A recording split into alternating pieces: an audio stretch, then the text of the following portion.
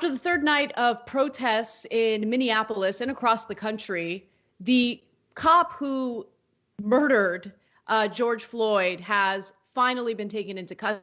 The investigation was ongoing regarding the three other officers. And I want to make clear that the protesters not only demanded that Chauvin be taken into custody and charged criminally for what happened to Floyd, but they also want the three other officers who have lost their jobs to also face a criminal investigation and criminal charges.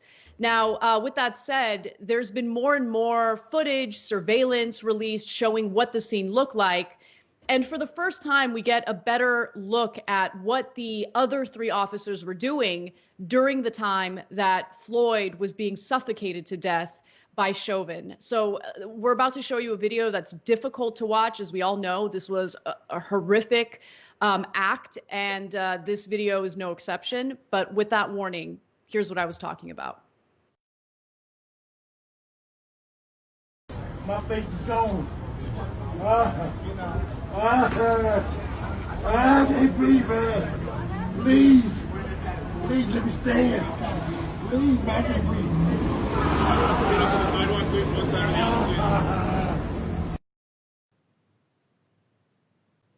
So the governor of Minnesota, Tim Walz, vowed swift justice for the officers involved in Floyd's killing. Again, I want to emphasize that the three others have not been, held in custody. They have not been formally charged with anything. He also pleaded for an end to the violence and noted the difficulty in requiring the same institution that sparked the unrest to restore order. But he said the underlying issues involved in George Floyd's death could not be addressed until the literal fires are extinguished. Of course, he's referencing what the protests have been like, which we'll give you more details about later in the show. Yeah, so this is exactly what I'm talking about. They keep saying, oh, well, this is an illegal maneuver and it's not sanctioned by the police. And they're trying to make it out like, oh, this is such an aberration. It's not at all an aberration. It happens all the time. Eric Garner said he couldn't breathe, and they choked him to death anyway. It turns out it's not just Chauvin who's got his knee on him. It's two other cops, too. And none of them let him up. None of them stopped when he had passed out. And so I think this disingenuous acting as if Chauvin is like the one bad apple, it's driving me nuts. It's total BS. It's not about a bad apple. It's what they do all the time. They're taught to use excessive force, and they're taught to let cops get away with it. I mean, Chauvin had 18 complaints against him, and they didn't do anything about 16 of them. Apparently, there was discipline about 2 of them. Not discipline enough for him to not kill a black man in the street while he was being taped. He's so callous. All 3 of the cops, they know they're being taped, and they still won't get off of him after he passes out for another 3-4 minutes. So don't tell me it's an aberration. This is what African Americans have been dealing with for centuries in this country, and it's gaslighting to pretend that this is a one-off. Oh, we're gonna have to do something about this one officer. When you think about Oscar Grant in 2009 at the Fruitvale station, who was also handcuffed on his stomach and shot in the back, and you think about McDuffie, who was on a motorcycle and shot in the back, and you think about Neville Johnson, where I'm from in Miami, my neighborhood was up in flames. When people talk about this, the civil unrest, I think that's the only thing that these people respond to. But I agree with you, Cenk. I am tired of the rhetoric of people being all of a sudden shocked to see a Black person being murdered when historically it has been part of the history of the United States. And one thing I will say, because you know that I am a disruptor and I come with the truth of my truth, to see an Asian man standing there and not do anything in light of the being in the middle of a pandemic, when Asian people were asking Black people and white people to really stand in the gap for them because they were being discriminated against, when Donald Trump called the coronavirus the Chinese virus, and people were appalled at the mistreatment of Asian Americans. It really sends a message, and it really pained me to see a Filipino man stand there knowing the discrimination that Asian people also receive in this country, and not to even extend just an olive branch, just to say, hey man, don't kill them, don't anything. And there was nothing.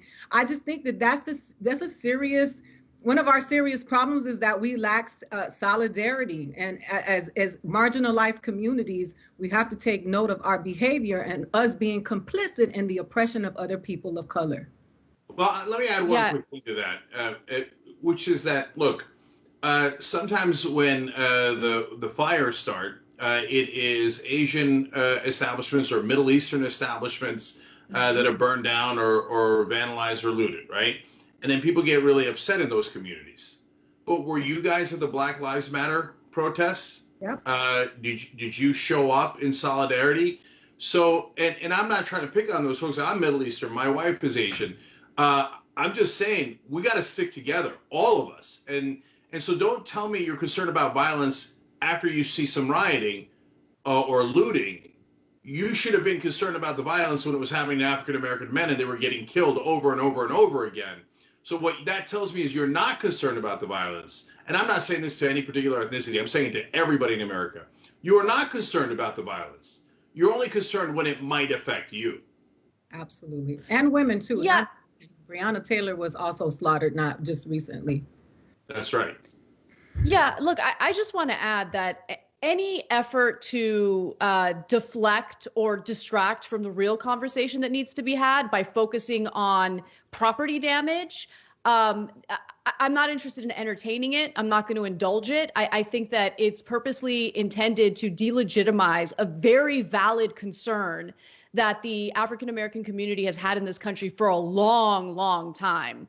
And what we should really be asking ourselves is, what happened to lead to what we're experiencing today? I mean, when you create a system that makes people feel as though they have nothing left to lose, what do you expect? When someone like Colin Kaepernick gets the type of reaction he did for peacefully protesting, for kneeling during NFL games, and he gets the kind of treatment he did, he loses his professional football career as a result.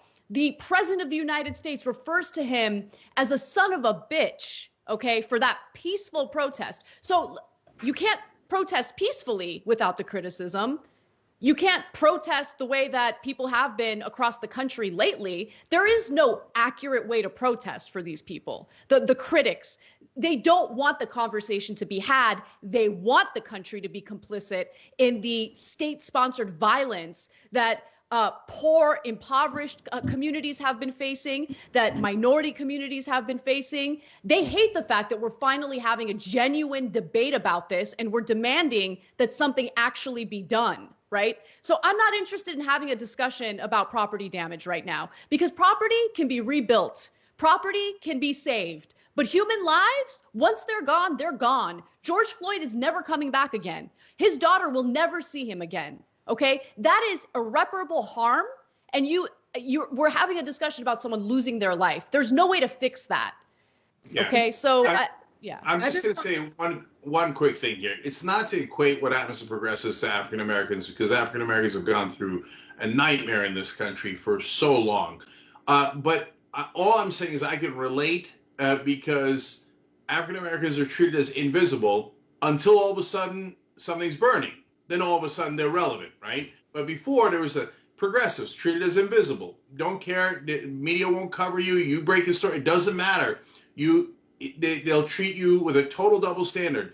And then the reason I say this is because, Anna, what you said evoked that in me. It's progressives shouldn't do primaries. Oh, it's in the general election. Now progressives can't do anything in the general election because you're up against the boogeyman, right? So, okay, but you can't fight back aggressively, but if you fight back quietly, nobody covers you. So there's no winning. There's no winning. But same thing times 1,000 for African Americans. It doesn't matter what you do. You just, no, that's illegitimate. This is illegitimate. Everything is illegitimate. So just sit there and get killed. And so now they're tired of sitting there and getting killed. They've been tired all this time. But when it's shown this way, as I said yesterday, violence is politics of last resort, because it's not something that's planned. It's not something that's conscious. It's not something that anybody wants. It organically happens when people feel like they have no outlet at all.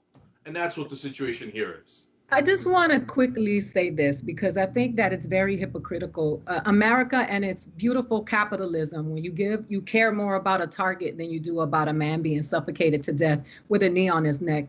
But when you don't you come at me with that looting stuff. When you talk about, I write them down all the time, every time I think of another one. The Boston Tea Party, Bastille, Stonewall, the Berlin Wall. Rioting is the language of the change, right? When we talk about the American government, and when we talk about America, looting is not American. Well, it's very American when you're looting in Nicaragua and you're looting in Iran and Iraq, and you're looting in Palestine, and you're looting in Black Wall Street, and you're looting Native American land. That looting is acceptable. But when the people finally say no more, and they rise and they start destroying what you care about, which is capitalism, now you want to hurt and now you want to bleed. But you can't shed a tear to watch a man with a knee in his neck for 9 minutes. So you know what? Let it burn. Let it burn. I said it. Okay, so I want to add one quick thing to that. I'd never thought about it in terms of the Boston Tea Party. You're 100% right. That's what is that? That's looting. It's like the definition of looting. And so we're so proud of that. When the French do it, we do plays about it. Les Miserables. Isn't that amazing how they burn things to the ground, right? When black folks do it, all of a sudden it's the most outrageous, horrible thing you've ever seen. But I also wanted to add one more to your list.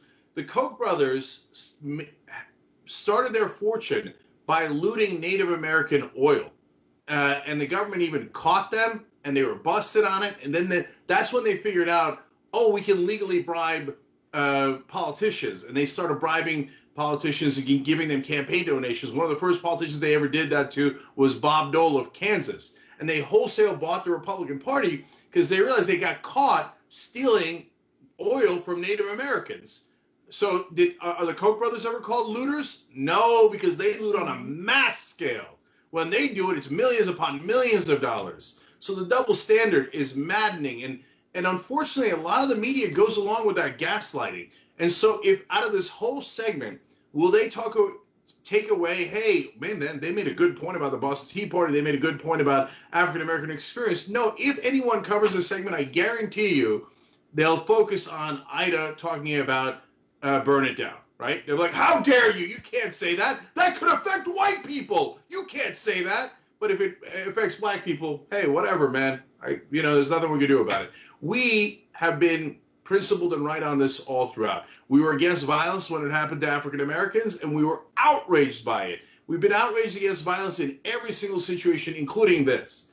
So, but if you weren't outraged, and you were part of the racists who celebrated Kaepernick not being in the league, etc., don't come talking to me about violence.